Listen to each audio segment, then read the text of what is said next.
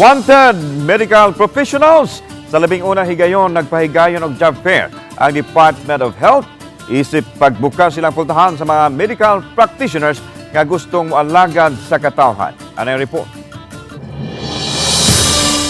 Subay kini sa ika-126 nga Foundation Celebration sa Department of Health nationwide. Lakip sa kinahanglan ang posisyon sa mga doktor, nurses, medtech ug uban pang posisyon sa medical field. First time ni namo sa Department of Health nga mag-job fair mi. And of course, dili na para sa DOH nga among opisina, but naatay mga hospitals, mga institutions nato.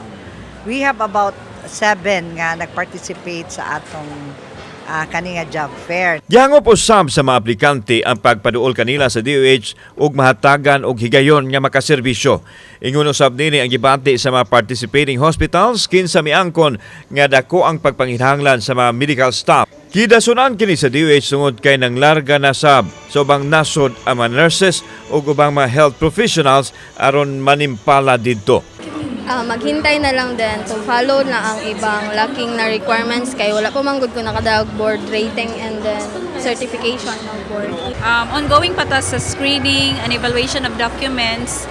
After the screening, if found qualified, so mo-proceed ta for the schedule of exam.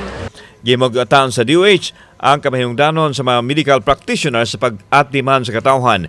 Diin gipalig-on usab nila ang mga health centers aron maaluag-luagan ang pagdasok sa mga pasyente sa mga public hospitals. Kailangan magud natong manpower karon mao man ang problema gud nato sa mga nato hospitals, sa mga facility like mga TRC. Kana gyud ang kailangan nato.